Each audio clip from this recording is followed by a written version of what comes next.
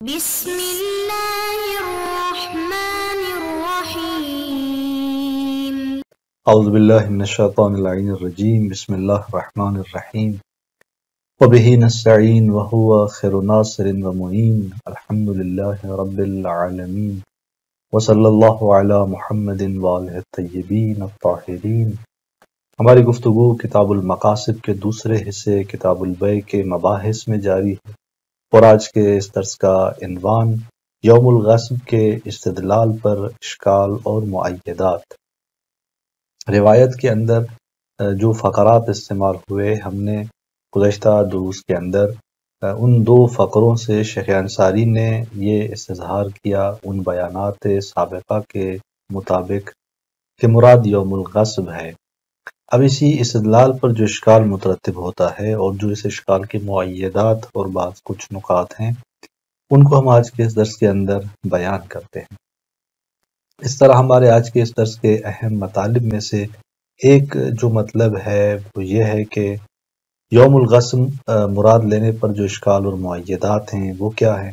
پھر یوم الغصب مراد لینے پر روایت کا قاعدے کے خلاف ہونا، اس سلسلے میں جو دو اشکال بیان ہوتے ہیں ان کا ذکر ہوگا، اور اس کے بعد پھر مذکورہ اشکالات کی جو توجیہ اور اس پر رد ہے اسے بیان کیا جائے گا۔ تو اس طرح چلتے ہیں اپنے پہلے عنوان کی طرف کہ جس میں شیخ انصاری رحمۃ اللہ علیہ اس اشکال کو بیان کرتے ہوئے فرماتے ہیں کہ نعم یمکن ان یوحنا مستظہرناہ من الصحیحہ، کہ اس روایت صحیحہ سے جو بات ہم نے استظہار کی ہے، جس کو ہم نے استفادہ کیا، کہ جس سے مراد ہماری یہ تھی کہ یوم الغصب ملاک اور معیار ہے وہی یوم المخالفہ، تو ممکن ہے کہ اس کا ضعیف ہونا جو ہے وہ ثابت ہو، یعنی یہ ضعیف قرار پائے، مطلب یہ ممکن ہے کس بیان سے؟ فرماتے ہیں کہ بِأَنَّهُ، اس بیان سے کہ لا يبعد ان يكون مبنى الحكم في الرواية على ما هو الغالب في مثل مورد الرواية۔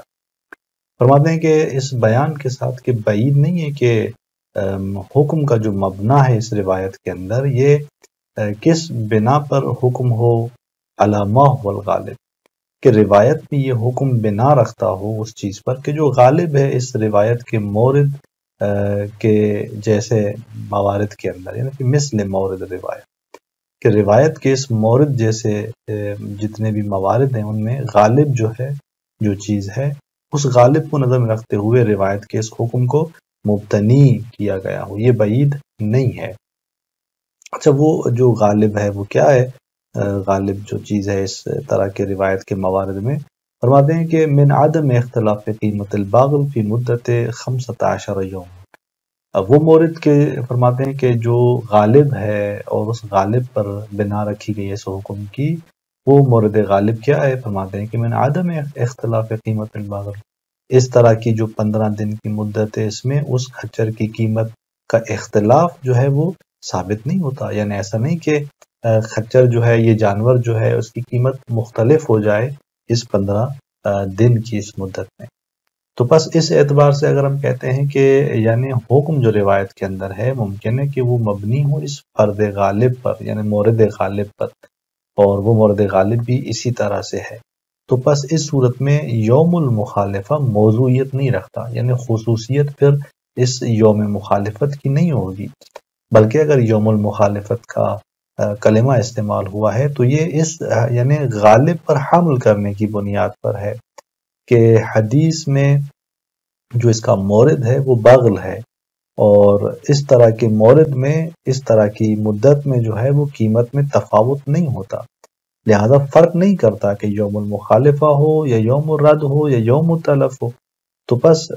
اس اعتبار سے اس نقطہ نگاہ کے مطابق جو ہے یوم المخالفت موضوعیت نہیں رکھتا،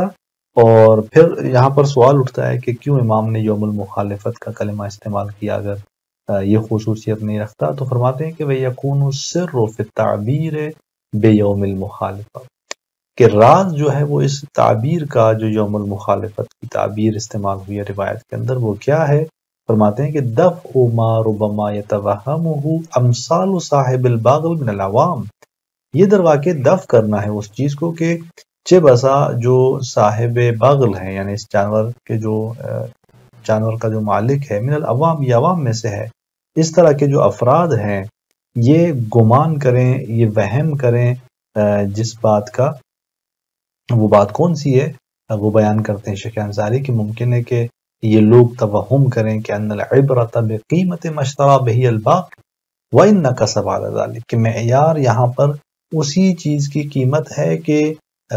جس سے بغل یہ جانور اس نے خریدا ہے، اگرچہ بعد میں اس کی قیمت کم ہو چکی ہے لیکن معیار وہی ہے کہ جس میں اس نے اس کو خرید کیا تھا۔ تو ممکن ہے کہ عام لوگ جو اس طرح کے مالکان ہیں وہ یہ توہم کرتے ہوں، گمان کرتے ہوں، تو یوم المخالفہ کی جو تعبیر ہے وہ درواقع اس طرح کے توہم کو، گمان کو رد کرنے کے لیے، دور کرنے کے لیے ہے۔ لہٰذا خود یوم المخالفت خصوصیت اور اس قیمت کی تعیین کے حوالے سے موضوعیت نہیں رکھتی یہ تعبیر۔ فرماتے ہیں کہ لأنه، کیوں فرماتے ہیں کہ لأنه خسره المبلغ الذي اشترى به البغل، وہ کیوں اس طرح کا توہم کرتے ہیں؟ اس لیے کہ غاصب انہیں خسارہ دیتا ہے اس مبلغ میں جس مبلغ سے اس نے اس حیوان کو خریدا ہے۔ اب امام چاہتے ہیں کہ ممکن ہے کہ اس طرح کے لوگ یہ توہم کرتے ہوں اور جس قیمت میں اسے خریدا ہے اسی قیمت کو معتبر جانتے ہوں۔ امام نے آ کر یہاں پر جو ہے وہ یوم المخالفہ کی تعبیر استعمال کی تاکہ یوم الاشتراء کا جو توہم ہے ان صاحبان کو وہ ختم ہو جائے، وہ جو ہے دفع ہو جائے۔ تو بس یہ راز اس تعبیر کا، وإلا خود یوم المخالفت موضوعیت نہیں رکھتی تعبیر، یہ یوم یہاں پر خصوصیت نہیں رکھتا۔ اس طرح سے آقا فرماتے ہیں کہ یہ جو بیان ہے، اس بیان سے ہم کہہ سکتے ہیں کہ وہ جو بات ہم نے استظہار کی تھی وہ کیا ہو جاتی ہے، وہ ضعیف نظر آتی ہے۔ اس کے بعد یہاں پر ہم دیکھتے ہیں کہ مؤیدات بھی شیخ انصاری بیان کرتے ہیں کہ ان مؤیدات میں سے وَيُؤَيِّدُهُ، ایک مؤید یہ ہے کہ اسی اشکال کی تائید کر رہا ہوتا ہے، یہ مطلب کہ التعبیر عن یوم المخالفت فی ذیل الروایہ بیوم الاقتراء، کہ آپ دیکھیں کہ اسی یوم المخالفت کو جو اوپر بیان کیا گیا دوبارہ اسی یوم المخالفت کو روایت کے ذیل میں نیچے یوم الاقتراء سے تعبیر کیا جا رہا ہے۔ اگر یوم المخالفت موضوعیت رکھتا اور خصوصیت رکھتا تو پھر یہاں پر یوم الاقتراء سے اس کو تعبیر نہ کیا جاتا۔ لہذا آپ فرماتے ہیں کہ فَإِنَّ فِيهِ إِشْعَارًا، یہ جو یوم المخالفت سے نیچے جو تعبیر یوم الاقتراء کی آئی ہے اس کے اندر اشعار ہے اس بات کا کہ بعدم عنایت المتکلم بیوم المخالفہ، کہ متکلم کا اہتمام اور اس کی تاکید، اس کی عنایت یوم مخالفت کی اس تعبیر کی نسبت نہیں ہے، من حیث انہ یوم المخالفہ، یوم المخالفہ کی یہ تعبیر اس اعتبار سے کہ وہ یوم مخالفت ہے، اس عنوان سے یہ یوم المخالفت مورد عنایت نہیں ہے اس متکلم کے۔ وَإِلَّا، اگر اس طرح ہوتا تو پھر نیچے ذیل روایت میں وہی اہتمام کرتے، وہی جو ہے اسی یوم المخالفت کی طرف عنایت رکھتے اور اسے بیان کرتے۔ لیکن پھر آگا اسی مؤید کو رد کرتے ہیں، فرماتے ہیں کہ ممکن ہے کہ اس کو دفع کیا جائے، الا ان یقال، کہ ممکن ہے کہ مگر یہ کہ کہا جائے کہ ان الوجہ فی التعبیر بیوم الاقتراء، کہ یہ جو یوم الاقتراء کی تعبیر استعمال ہوئی ہے نیچے، مع کون المنات یوم المخالفہ، اگر ملاک اور منات یوم المخالفت ہے، اس صورت میں یوم الاقتراء کی نیچے یہ تعبیر آنا، اس کی علت کیا ہو سکتی ہے؟ ممکن ہے کہ یہ علت وہ تنبیہ علی سہولت اقامت الشہود علی قیمتہ فی زمان الاقتراء، یہ تعبیر استعمال ہوئی ہے اس لیے تاکہ شہود جو قائم ہوں گے ان شہود کا اقامہ کا آسان ہو علی قیمتہ، اس کی قیمت پر، فی زمان الاقتراء، اقتراء کے زمانے، چونکہ جو شاہد آئیں گے وہ ایک شاہد جو ہے وہ اس کی قیمت کو مشخص اور معین کریں گے، اس زمانے میں اس کی قیمت کے جس زمانے میں اسے کرائے پہ دیا گیا۔ تو فرماتے ہیں کہ یہ یوم الاقتراء کی تعبیر اس لیے آئی ہے تاکہ یہ شہود کے لیے یعنی یہ آسانی ہو، اس بات پر تنبیہ کی جائے کہ مثلا شہود کا اقامہ ہونا اس کی قیمت کے سلسلے میں وہ زمانے اقتراء میں آسان تر ہے، کہ مثلا اسی یوم اقتراء کو نظر میں رکھا جائے اور وہ اس کی قیمت کے حوالے سے جو ہے آ کر بیان کرے۔ کیوں فرماتے ہیں کہ یہ تنبیہ کے عنوان سے ہے تعبیر یوم الاقتراء کی، اور وہ بھی تنبیہ اس بات پر کہ مثلا تاکہ آسانی ہو شہود کی کو قائم کرنے میں، شہود کو جو ہے وہ اس کی قیمت کے حوالے سے لانے میں، اسی زمانے اختراع کے حوالے سے فرماتے ہیں اس لیے کہ لکون البغل فیہ غالباً بمشہد من الناس و جماعت من المقارین، فرماتے ہیں اس لیے کہ اسی زمانے اختراع میں جو بغل ہے وہ عام طور پر اکثر جو ہے وہ انہی لوگوں کے آنکھوں کے سامنے ہوتا ہے، وہ کھچر ان کے سامنے ہوتا ہے، اور اس جماعت کے من المقارین جو کرائے پہ دینے والی ہوتی ہے وہ معمولاً اسے دیکھ رہی ہوتی ہے۔ جو کھچر اس وقت اس زمانے میں کرائے پہ دیا جاتا ہے معمولاً ان کے سامنے دیا جاتا ہے، اور کرایہ مشخص ہوتا ہے، اور اس کرائے کو وہ نظر میں رکھتے ہیں کہ اس کرائے کتنے کرائے پہ دیا گیا۔ بخلاف زمان المخالفہ، برخلاف اس زمان کے جو زمان مخالفت ہے، من حیث انہ زمان المخالفہ، اس عنوان سے کہ وہ زمان مخالفت ہے، لذا فرماتے ہیں کہ اس کے برخلاف، یعنی اس زمان مخالفت کے برخلاف ہے، کہ زمان مخالفت اس عنوان سے کہ زمان مخالفت ہے، وہاں پر معمولاً جو ہے چونکہ فقط غاصب ہوتا ہے اسے ہی پتہ ہوتا ہے، تو وہاں پر شہود نہیں ہوتے معمولاً، اور ان کو معلوم نہیں ہوتا، جب نہیں ہوتا تو بس کس طرح سے وہ اس یوم المخالفت کے اعتبار سے آ کر قیمت کے حوالے سے شہادت دیں گے، تو بس یہ ان کی شہادت دینا آسان ہے اسی یوم الاختراع کو نظر میں رکھتے ہوئے۔ تو بس اگر امام نے یوم الاختراع کی تعبیر استعمال کی ہے تو وہ تنبیہ ہے اسی نقطے کے لیے کہ تاکہ شہود کا اقامہ آسان ہو اس کی قیمت کے سلسلے میں۔ بس اللہ یقال سے شیخ انصاری واپس پلٹ گئے، اسی جو ہے اپنی استدلال کی طرف، یعنی اس یعیدو کو آغا نے قبول نہیں کیا اللہ یقال سے، کہ یعیدہ میں کہا گیا کہ یوم الاختراع کی تعبیر بتا رہی ہے کہ یوم المخالفت جو ہے وہ موضوعیت نہیں رکھتا، لیکن اللہ یقال سے آغا نے کہا کہ نہیں، یوم الاختراع کی تعبیر سے آپ یہ بات نہیں کہہ سکتے، کیونکہ وہاں پر ممکن ہے یوم الاختراع اسی تنبیہ کی بنیاد پر ذکر کیا گیا ہو۔ لہذا خود شیخ انصاری رحمۃ اللہ علیہ فرماتے ہیں کہ یہاں پر یہ جو تعبیر کی تبدیلی ہے، فتغییر التعبیر لیس لعدم العبرت بالزمان المخالفہ، یہ تعبیر کی تبدیلی نہیں ہے اس لیے کہ معیار جو ہے وہ زمان مخالفت نہیں ہے، نہیں، بلکہ بل تنبیہ علی سہولت معرفت القیمت بالبینہ، بلکہ یہ تنبیہ ہے گواہوں کے ذریعے قیمت کی معرفت کی آسانی پر، کہ قیمت کو آسانی سے پہچانا جائے ان گواہوں کے ذریعے، اس بات پر تنبیہ کے عنوان سے رہا۔ کل یمین، جیسا کہ امام علیہ السلام نے ان کو یمین کے ذریعے جو ہے وہ قیمت کی تعین پر جو ہے وہ رہنمائی کی، فی مقابل قول السائل، اس سائل کے قول کے مقابلے میں، کہ جس میں کہا کہ وَمَن يَعْرِفْ ذَلِكَ، جب اس نے کہا کہ یعنی اس تفاوت جو ہے صحیح اور معیب کا ہے، اس سلسلے میں امام سے سوال کیا کہ کون جو ہے وہ اس کی تشخیص دے گا، کون اسے جانے گا، تو وہاں پر امام نے اسی حوالے سے، اسی کے جواب میں جو ہے اسی یوم الاختراع کی تعبیر کو اسی وجہ سے بیان کیا ہے۔ اب یہاں پر شیخ انصاری فرماتے ہیں کہ فتح عمل، بہرحال شیخ انصاری پھر فتح عمل سے درواقع اللہ ان یقال میں جو انہوں نے بات کہی اس سے واپس ہو رہے ہیں، اور واپس جا رہے ہیں اسی یعیدہ کی طرف،